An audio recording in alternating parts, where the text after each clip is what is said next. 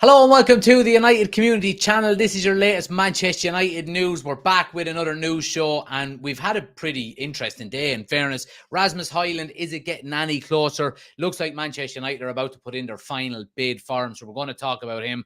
We're going to talk about bids that have come in for Manchester United players that I think we all want to get off the books and have been rejected. So plenty to talk about. As usual, get your thoughts into the comment section below. Let's jump right into it.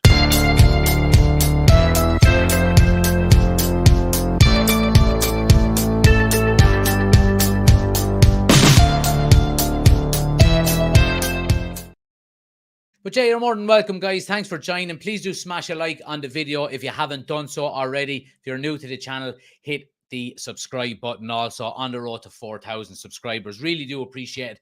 But let's jump straight into it. And as we know, Manchester United, Rasmus Højlund, I don't think we're too far away from a here we go, if I'm being 100% honest. So we've been hearing over the last maybe 24 hours or so that Manchester United and Atalanta are, I suppose, in the end game. They're at the table, they're negotiating with each other. It looks like a fee potentially might have been agreed between the two clubs. It's all down to Manchester United now to actually go and put that bid in. Now, we did hear over, what was it, a couple of days ago that United had put in a verbal bid of 50 million euro plus 10 million euro in add-ons. And now it was only a verbal bid.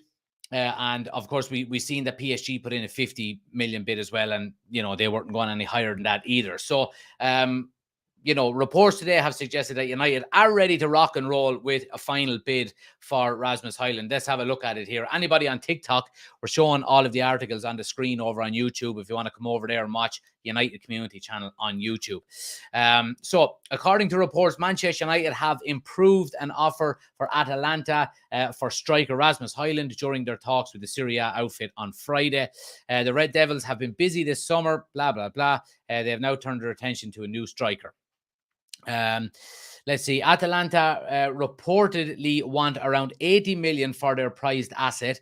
Man United and PSG have both submitted bids for him, but their initial offers fell way short of the Serie A asking price. On Friday afternoon, journalist Alfredo Padula, now in fairness to this guy, he's been pretty much on the money when it has come to a lot of United deals this summer. So yeah, I mean, we can take this in good stead, I suppose. He claimed via Twitter that Man United's final bid for Hojlund will be submitted between Friday and Saturday. Transfer expert Fabrizio Romano has since revealed that Man United improved their bid to Atalanta during direct talks today, and it will be more than 60 million euro package. He added, he understand negotiations are still on. Man United want to close the deal ASAP to focus on other positions right after. Højlund is very clear. He wants United. So very good. Very good. So it looks like it's going to be closer to Atalanta's, I suppose, valuation of Rasmus Højlund than it is to Manchester United's. And we've seen already this season, or sorry, this transfer window, with the two players that we've signed already, there have been significant add-ons involved in the deals that we've done. And I think it is Man United's way of getting these players in without having to commit everything to, like, if you look at Mason Mount and Andre Onana, for example, if we went out and paid the full asking price straight up front that Chelsea and Inter Milan both wanted, we would probably not have enough money to get Rasmus Højlund. So I think the add-ons are very important.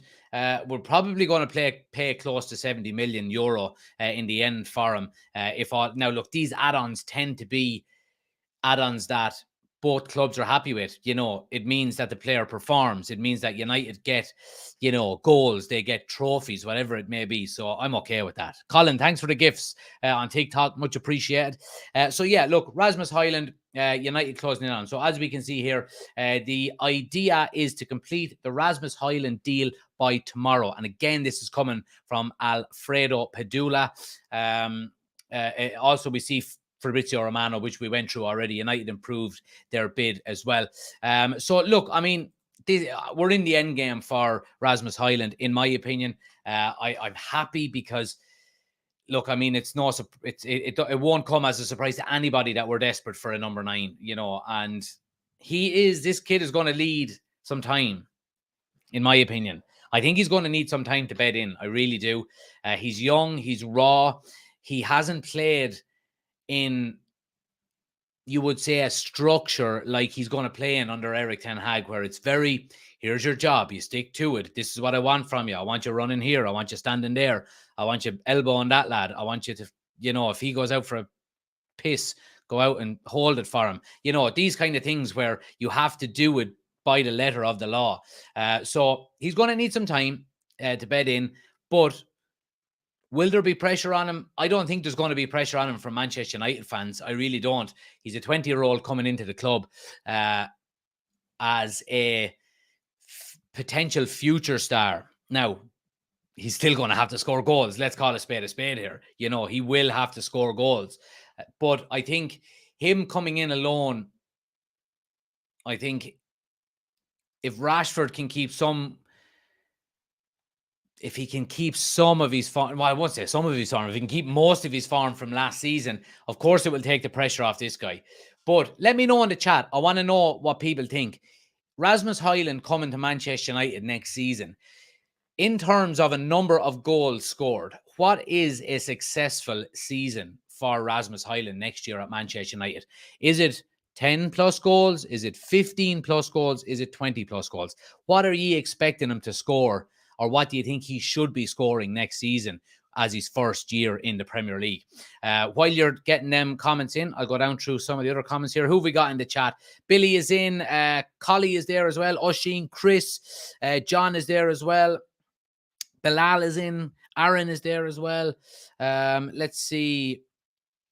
Oisin says, any word on Mainoo injury from last night? I'm going to get into Mainoo in a few minutes. Yeah, absolutely. And Bilal says, there is news reported by Sky that there might be some information coming out next week regarding the takeover. Will Glazers take a U-turn on the sale? Yeah, so I'm going to talk about the takeover. I tend not to talk about it that much, but I will certainly get into that in a few minutes as well. David says, Ten Hag seems dead set on this lad. Must be a reason for it. Yeah, there must be, David. I agree with you. And I think I've said this on numerous occasions that Ten Hag is entitled to, go out and buy who he wants, because he got last summer's transfer window pretty spot on. You know what I mean? So, I trust him. Chris says, ridiculous. 70 million for a 9-goal scorer. Sesko went for 35 million. And was farther along, just as young. Paul says, Rasmus is going to PSG, is he not? No, he's not, Paul. Basically, PSG put in a 50 million euro bid, and it was just kind of a cover bid, really, for them. On the off chance that the deal between United and Atalanta fell through, PSG were there with a 50 million bid on the table going, look, we're not giving you a penny over this, but it's there if you want to accept it. Personal terms supposedly were agreed with Rasmus Højlund as well, with PSG, but basically, again, that was on the off chance that the deal with Manchester United fell through, which basically is not going to happen. Bilal says, are we in for Kudus? Donny van de Beek was reported to join his old side, Ajax. Can there be a swap deal? Potentially. I mean, it's not a bad idea. It really isn't, but there's a lot of work with swap deals. You have to agree fees. You have double the personal terms that have to be agreed, the add-ons, the 2 sets of agents have to be happy, so on and so forth. They are quite difficult to get done. Just hope he's not a 70 million vout, says Oisin. Of course, there will be pressure from the fans on Højlund, just not the real ones. Yeah, I agree with you there. Paul says, see, Chelsea are going to hijack Arsenal's deal for Kudus from Ajax. Fingers crossed. 20 plus in relation to the goals, says Party Pooper. Oisin says, if he's our out-and-out number 9, he has to be scoring 20 plus minimum. There we go. Chris says 70 million, 15 plus goals. Billy says, United swap deal for Højlund. Aaron says, if we want to finish top 4, we're going to need 20 plus from him. Would be lovely for Rashford to get 30 plus goals again, but it's a big ask. Don't know much about the youngster, but in Erik ten Hag, we trust. Absolutely. Let's see what people on TikTok are saying here in relation to the goals. TikTok, Tony says 15. Chalky says 15. Sol says 15. Marty says 25 to 30. Jesus, high demands there. Around 15 goals, says Martin. 15, says Sol. Yeah, a lot of people saying 15 goals would be a good season for Rasmus Højlund. And I tend to agree. It was the number that I was thinking about earlier today. I think if he could get 15 goals next season and Rashford score. Now, again, I mean, the more goals Rasmus Højlund will score, the less pressure it will put on Marcus Rashford to continue to get the kind of goals that he got last season. I think if Rashford can get 20 plus goals this season, you would hope, you would love to get for him to get 25 plus again. Then I think Rasmus Højlund maybe 15. But I would also hope that, and Anthony chips in with more goals. Garnacho has a full season under his belt now. Hopefully he can maybe get 10 plus goals this season. Bruno Fernandes can chip in with some more goals in comparison to last year, even though I thought he had a brilliant season. I'd like to see more goals from him as well. So it's not all down to Rasmus Højlund and Marcus Rashford.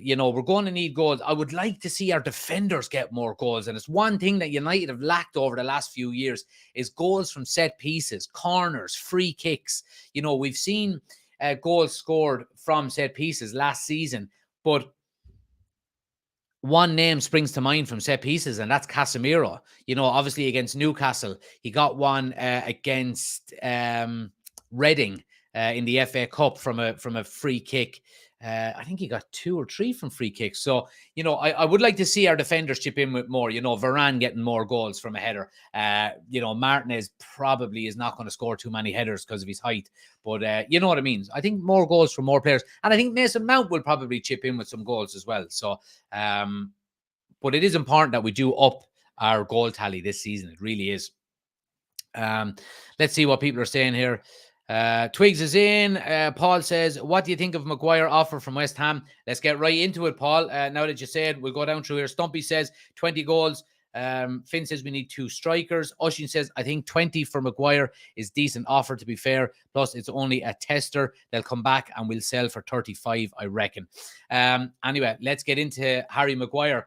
So Manchester United have rejected a £20 million bid for Harry Maguire from West Ham. Now, we do know that West Ham have been strongly linked with Harry Maguire this summer, and I think it was only a matter of time before they tested the water. Now, they've come in with a €20 million bid. Let's go through it here. Anyway, there hasn't been a flurry of offers, but Maguire needs to think about his own. Yeah, blah, blah, blah. According to The Athletic, West Ham have seen a £20 million offer rejected by United for Maguire. It's a ridiculous offer when everyone knows the East London side have money after selling Declan Rice to Arsenal in a deal worth £105 million. I couldn't agree more with that last sentence. Regardless of whether they have £105 million in their piggy bank, I think, Matthew, thanks for the gifts. Much appreciated. Upgrade Namana. Regardless of how much money, look, regardless of how much money West Ham have in relation to, what they've got for Declan Rice, I think a £20 million bid for Harry Maguire is quite disrespectful, I have to say. Now, I understand clubs are going to want to try and get the best deal possible. That's, I understand that, no problem. But Harry Maguire is worth more than €20 million. He really is. As much as his career has been disappointing at Manchester United, and he's not a great player, and he hasn't played well for us, so on and so forth, I think a €20 million bid, a £20 million bid for him is nowhere near close to what we should be selling him for. We've said over the last few weeks that Manchester United have been quite poor in terms of selling players over the last decade. And I am seeing some, I suppose, hints that United are starting to dig their heels in a little bit and said, no, you're not going to take us for granted and just try and, stitches for, poor money. So I'm happy that United rejected that 20 million bid because I do think he's worth more. Don't get me wrong. I think he should go, but I also think United need to get the right amount for him. And 20 million is not the right amount, I have to say. Fabrizio Romano says, Manchester United have rejected West Ham's proposal directly out of hand. And David Ornstein was saying as well, the official bid was 20 million. Man United want more than this to let him leave. So yeah, look, Harry Maguire will. I'm pretty certain that Harry Maguire will leave this summer. I have to say, I think he will go. Again, look, there has been reports like we have seen here, for example, that Maguire has says, and now this is coming from the Times, that Harry Maguire wants to play for a bigger club than West Ham. I mean, I don't see where he can go, really. I mean, is he going to go to a Brighton or a Newcastle? Probably not. I mean, the options for Harry Maguire here are not limitless. So either he takes the offer that comes his way, or you sit on the bench for the majority of the season. And if you do that, then what kind of teams are going to come in for you next season? You're going to be talking Burnley or Wolves or, Jesus, God forbid, a championship team. So I think Maguire needs to kind of reassess what he wants to get out of the remainder of his career, because it ain't going to be trophies. It ain't going to be trophies. If he wins a Carabao Cup by accident with a West Ham, for example, he ain't winning trophies for the rest of his career. I think it's about just having a good career now for whatever amount of time he's got left with it, playing with a West Ham, playing in a team that plays with a low block, you know, where the ball is in front of you 90% of the time, not having to chase the ball in behind. And you can have a good career and then go and play your international career with England, you know, see what you can do with them and just get on with it, because you want to play for a bigger club than West Ham. West Ham are a huge club, you know. Now, when you talk about big club, do you mean big club in terms of fan base or big club in terms of I want to win trophies? West Ham are a big club in terms of fan base in London and worldwide as well. So, of course, they're not on the scale of Manchester United and things like that, but you have to take what you can get out of this as well. And I don't think he's going to get much better than that. I mean, if we look at the top six, he's not getting into any of them teams. If he goes to a Newcastle, he probably sits on the bench for them. You know, if he goes to Spurs, he probably plays, but I don't think they're a top six team anymore. He doesn't get into City, he doesn't get into Liverpool, he doesn't get into Chelsea, he doesn't get into Arsenal, doesn't get into United. You know, I think West Ham is a good move for him. Let's see what people are saying here.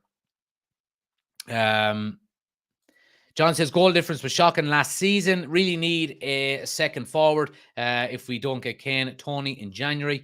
Aaron says West Ham need at least double that offer for Maguire. Jock is in as well. Finn says, why aren't we trying to swap some players? We'll get better returns by doing that. It's too difficult, Finn, to be honest with you. It's too difficult to get it done.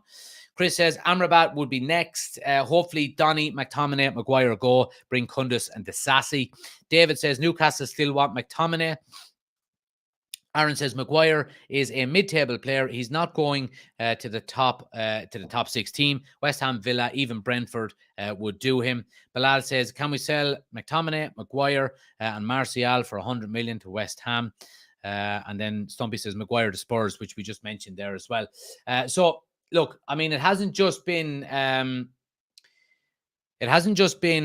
Harry Maguire. It's been Scott McTominay as well. And this is coming out from the same article in the Times. West Ham have also made a verbal offer for Scott McTominay, which fell short of the 45 million demanded by United. Now, 45 million is too much, in my opinion. Okay. It goes on here to say, and this is coming from West Ham Central, that Man United want 30 million for Harry Maguire and 45 million for Scott McTominay from West Ham. Now, 30 million for Harry Maguire, I think, is probably right. If you got 25 million plus 5 million in add-ons, okay, you would take it. I think 45 is probably on the high side for Scott McTominay. But I think Manchester United and Eric Ten Hag specifically is more willing to let Harry Maguire go than he is Scott McTominay. Now, I think Scott McTominay, if a bid does come in, he will be allowed go. Of course he will, but it has to be the right bid. Manchester United are probably aiming to do what Chelsea have done with Mount, what Inter have done with Onana, what Atalanta are doing at the moment with Rasmus Højlund, and they're well within their rights to do it. No, 45 million is our asking price, you know, for Scott McTominay. West Ham will come in with 30 and will meet them at 37 plus 5 add-ons, whatever it may be, you know. And I've said this before, and I said it before Rice went to Arsenal. I thought West Ham were silly to not buy players and get them in before they sold Declan Rice, because everybody in the world knows that there's a big £105 million check burning a hole in West Ham's pocket. So if they go to any club looking for a player, then they're well within their rights to ask for whatever they want to ask for. And while I think 30 million is probably the right amount for Harry Maguire, I think maybe 45 is a bit too high for Scott McTominay. I think maybe high 30s would be a good amount, because I mean, look, he's 27 years of age, and again, similarly to what I said about Harry Maguire, I think he would have a very good career and do really well for West Ham. I really do. Let's see what people on TikTok are saying here. Phil United says he won't go anywhere because we're paying him too much. That's a good point as well. Jagtag says he needs to go to Italy or Germany for a slower pace. Bryden says Maguire should retire and make everyone happy. Sean says he suits Moyes' ball every day of the week. Absolutely. Kiefer Azin says, good evening, Mr. Johan. User says Maguire wouldn't start with freebooters. I think he'd get Ricey out of the team, all right. Michael says Sociedad in talks with Van de Beek. Yeah, I've just seen that come in. Let me just have a quick look at it here.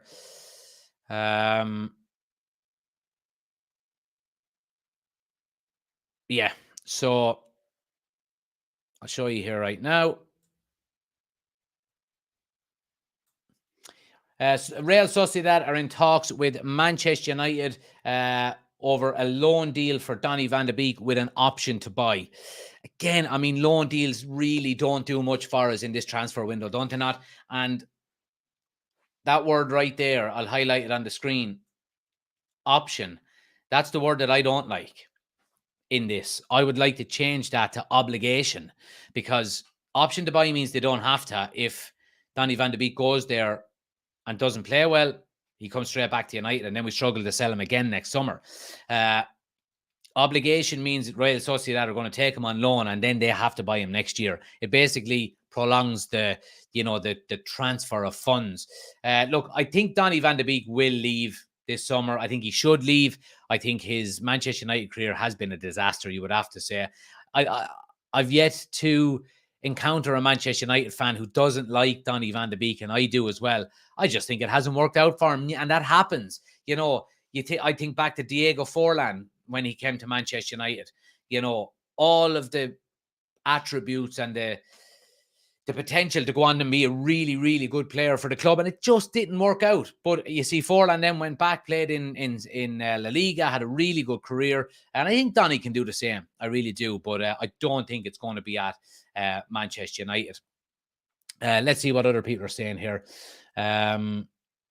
Brian says, I think they'd be lucky to get 25 mil, 30 at a push for Maguire. Bryden says Pellistri should get more game time. When what he did to Camavinga is insane. He had a really good game, didn't he? I think he will get more game time. But again, you have to balance game time with, I mean, is he going to stay at Manchester United and get that game time, or is he going to go out on loan and get that game time? Because would he benefit more by playing 42 games in the Championship next season, or 10 for Manchester United? You have to balance that as well. Maguire should go to League of Ireland team, says Eamon. Joey says 20 million for Harry. I would let him go. I would let him go for €50. I give Donny van de Beek a chance this season, says Josh. Fred is probably gone as well. Yeah, so let me just tell you about Fred here. So Fred, according to Sky Sports News, has agreed personal terms with Galatasaray. Fred is going to leave Manchester United probably within the next week or so, you would expect. Look, he didn't go on pre-season tour. Manchester United said it was due to personal reasons, but I think that was just a bit of a smoke screen. We know that Fred is subject to requirements at Manchester United. We know there's interest from Fulham, from Galatasaray, from Saudi.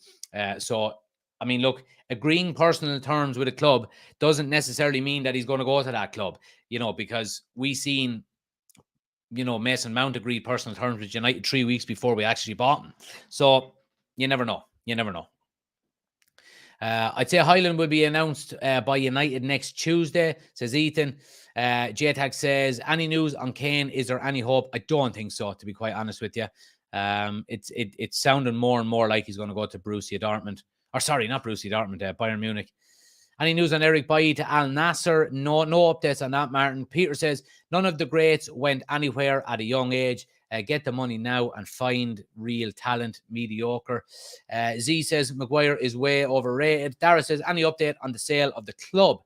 Right, we'll give you that now. So the update on the sale of the club, we had a small snippet from Sky, from Karve Solokov from Sky, that there are expected to be developments on the potential sale of Manchester United after the team's return from their pre-season tour. Now, when I initially read this, I kind of said, well, that obviously, I think it's pretty clear that that doesn't, make any, or doesn't change anything in what we already know. So basically, there's no updates in relation to the sale of the club. Again, Sky Sports News are dirt when it comes to, breaking news. They're always the last ones to because they have to double, triple, quadruple check everything. I don't see why waiting until pre-season would be of any benefit to the Glazers, unless it's basically because they're going to announce that they're not going to sell it. And if they do that while there's a lot of Man United supporters in America, they might get run out of the country. Other than that, I don't see why or what benefit it has. Now, look, we'll know sooner or later. It's probably going to be later rather than sooner, but there is no updates on the club being sold, basically. So that's pretty much it. Let's talk about this guy, Sofyan Amrabat. I can never pronounce his first name. Sofyan Amrabat. Sorry, there we go. Sofyan Amrabat. So basically, Manchester United supposedly have matched Fiorentina's 30 million asking price for Amrabat. Now, so let's get into it. Where do I need to go? Reports now suggest that the Moroccan midfielder is one step away from a switch to Old Trafford this summer. Notably, the midfielder has reportedly prioritised Man United over other top-tier suitors. Now, I have to say, that sentence, we've seen that an awful lot this summer. Mason Mount turned down Liverpool and a number of other clubs to join Manchester United. Rasmus Højlund is now talking about turning down PSG to sign for Manchester United. And now we're hearing that Amrabat is turning down other clubs to sign for Manchester United. I think that's all down to the work Erik ten Hag has done over the last 12 months. This time last year, we weren't hearing any of that. You know what I mean? And I think it's down to how well Erik ten Hag has done. And the main reason for that is because of the project, I suppose, that he's showing and the direction that he's bringing this Manchester United team. Okay, it might not be his full strength team, and he's, there's still transfer windows to go before he probably gets the full squad that he can maybe say go on and challenge for a league title. But given what he's done with Manchester United last year, we're now starting to attract players into the club again because they want to play for Manchester United and Erik ten Hag, not just for a paycheck. And that is vitally important. That is vitally important. Let's see. Owen says, how much would we get for McTominay, Maguire and Martial? I think you would probably get, what would you get? 70 million, I'd say, for the three of them, maybe. 65 mil, they can have both. Pays for another midfielder, says Aaron. Zari says Maguire wouldn't even make the Sunday League bench. Finn says, throw Martial into the deal with McTominay and Maguire, 3 for the price of 2. Can't persist with Martial again for another season. Well, we're going to have to, because Martial is going to be our backup striker this year, because we're not getting 2 strikers in this summer. I'm pretty certain we won't. Finn says, also, club is too big for Donny. I wouldn't say that. I just think he was bought for the wrong reasons. He came in under the wrong manager, and yeah, just didn't work out. We should just sell players to Saudi Arabia, says Owen. Bilal says, what's refreshing is at least we are getting reports that clubs want the likes of Fred, McTominay, Maguire, Van de Beek, Alanga and Henderson. Rohil says, hi mate, subbed after watching one of your live streams. Hope we get Hojlund by the end of Saturday. Rohil, thanks for joining. You're more than welcome. Welcome to the United Community Channel. Bilal says, Liverpool are after Lavia, and what a player we are going to miss. We should have gone for him rather than Amrabat. Well, he's going to be a lot more expensive than Amrabat. That's the thing. I think Amrabat is going to be a brilliant signing. I think his passing is brilliant. I think his tackling is brilliant. His reading of the game is brilliant. I think we're going to get a really good player if we get him over the line. Aaron says, so refreshing to hear what players want to come to United. It's been a few years since we could say that. I think players know that we are not far off challenging for titles. Can't see us winning one yet, but not far. I agree. Jock says, I heard Mainoo injury isn't bad. I'd like to see more of him. Kid has got a lot of potential. Yeah, we're going to talk about that now in a second. Oshin says, Martial will spend most of the season on the physio table. Lad should train to be a physio himself. Go probably teach the course with his expertise. He could. Let's talk about Kobbie Mainoo. Erik ten Hag provides an update. Now, we know what Erik ten Hag says in relation to injuries. He tends not to give a lot away. Now, we do know, look, Kobbie Mainoo is an up-and-coming talent at Manchester United. And, sorry, just let me just take a drop of water. I've got a really dry throat. Kobbie Mainoo.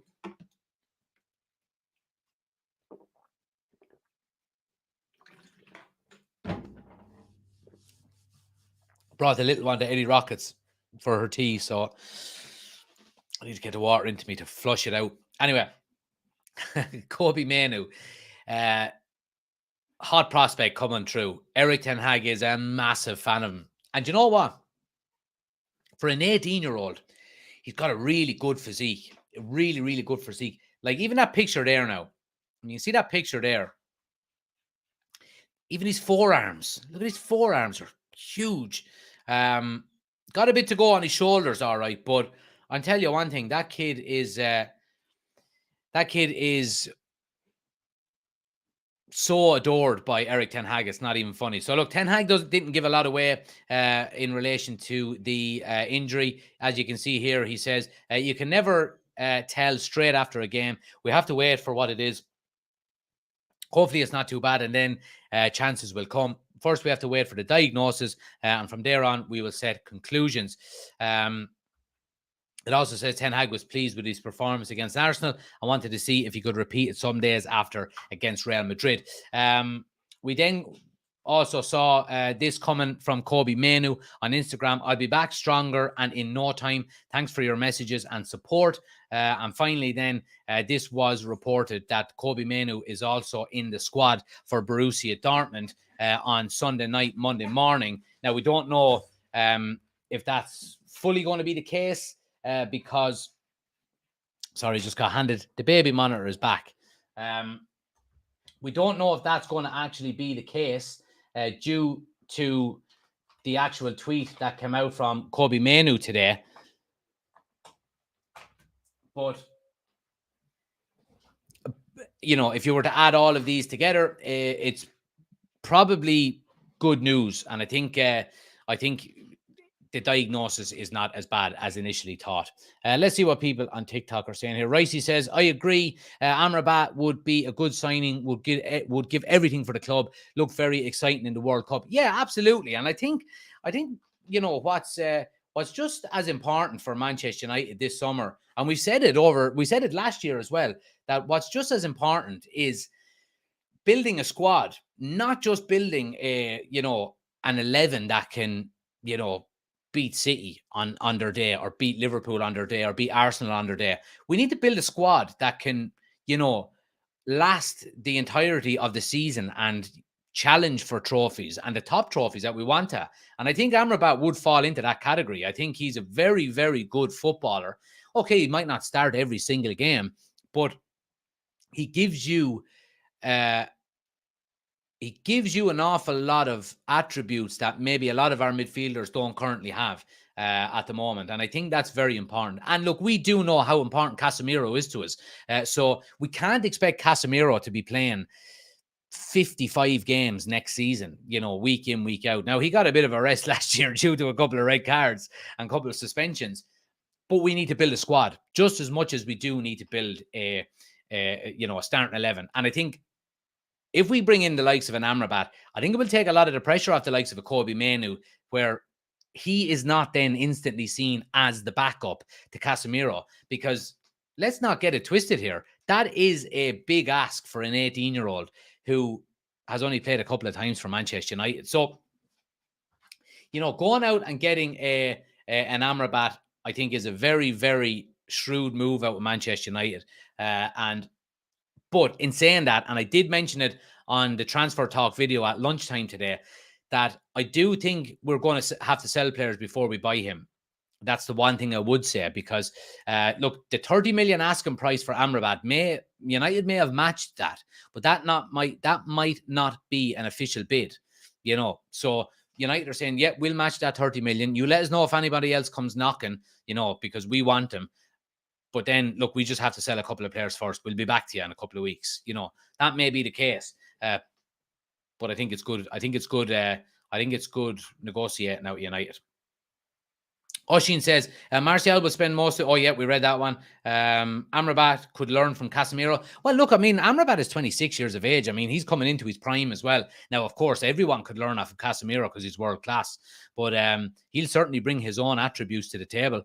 Bilal says, will Erik ten Hag be happy with just one striker? Well, you'll have Martial there as backup, and then you'll have Rashford that can play through the middle as well. So technically, we would have three, Zari says, here we go. Harry Maguire signs a new 5-year contract with Man United. That won't be happening. Them days are long gone.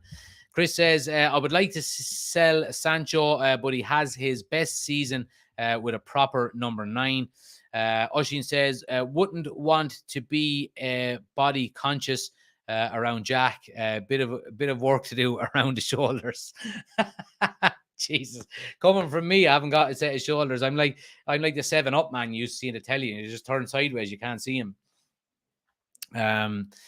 Owen says, I like Sancho playing false 9. Yeah, another option there. And it's Erik ten Hag said in one of his press conferences a few days ago that he thinks Sancho's best position is through the middle. So that could be another option that we see throughout the year, Sancho playing as a false 9. But again, what it does do for Manchester United more than anything else is it gives us more options. And we mentioned this last season. Options are vital when it comes to challenging for trophies, when it comes to resting players, when it comes to rotation, all of that stuff. The more players we all dream of a team of Gary Breens, that can play anywhere. Gary Breen to do a job for you anywhere. I think that's vitally important when it comes to a squad game, is because if you have Sancho that can play off the left, he can play off the right, he can play through the middle. Bruno can play in the 8, he can play in the 10, he can play wide right. Mason Mount can play as a holder beside Casemiro. He can play as a number 8, he can play as a number 10. Luke Shaw can play left back, he can play centre back. Andre Onana can play goalkeeper, centre back, centre midfield, centre forward, all while playing in goal. So options are a great thing to have when it comes to a squad. And I think, I like to see players being moved around like that as well. I really do. Aaron says, as long as he attends the Martinez School of Tackling, Mainoo will do well. Oshin says, did anyone see Casemiro wearing a glucose monitor on his arm, a diabetic or pre-season check? I think that could be pre-season check, Oshin, because I've seen a good few players wear it. That kind of white plaster kind of thing there. I've seen a few players wearing it. So now maybe he does, and we're just not aware of it. But I'd say more than anything is probably a preseason check. Hojlund now and Brentford striker Tony in January, says Irish lad. I would be happy with that. Yeah, I really would. Amrabat cover for Casemiro and Eriksen cover for Mount. Squad building by Erik ten Hag. Spot on, lad. Yeah. If we sign Hojlund only this season, then next season we might go in for Osman. Maybe so. Or you could go in for Harry Kane on a free if he decides to stay at Spurs. Aaron also says, Rashford said on Neville's overlap, he much prefers playing on the left. So why not Sancho as a false 9 with Anthony on the right, with overlaps from Wan-Bissaka and Shaw, especially with Onana's distribution? Aaron, options. Absolutely spot on, man. Options. That's what that gives us. Options, options, options all the time. Bilal says, on free kicks, who would be your choice? Eriksen, Bruno, or Mount? It depends where. Mount is able to take a free kick. Bruno is able to take. I'd probably go Bruno, Mount, Eriksen. That's probably what I would do. Please smash a like on the video, by the way, guys, if you haven't already done so. Hit the subscribe button if you're new to the channel as well. We're on the road to 4,000 subscribers. And if you hit subscribe, you're going to help us out to reach that goal as well. So please do. If you're new to TikTok as well, please do hit the follow button. Daily Manchester United content there as well. All of the watch-alongs. So happy days. Let's go through some of the comments here. We should have kept Sabitzer, says Mark. Michael says, what about Greenwood? Nothing. Mark says, how are we not signing a striker? It's mental. We're nearly there. Stephen says, like Hag, play a big Champions League game midweek, start Casemiro and start Amrabat that weekend. Yeah, there you go. Absolutely. Eric says, and Onana playing in defence cost you a goal last night. Onana playing in defence cost you a goal last night. What are you on about, Eric? If you think that's the case, you need to go and watch badminton or something, because the ball was played in over the top and it was in the box. So what, is he supposed to stand on his line when the ball is coming into the box? You have to close someone down. Sometimes you just have to stop and compliment a goal that there's nothing you can do about. You know, Bellingham's goal was unreal. So there's nothing you can do about it. If you were a goalkeeper and the ball was played in over the top and it was coming in to your box, would you stand on your line? No, you wouldn't. So go watch cricket or something, kid. Security Dude says, how did you say to get your jerseys off, mate?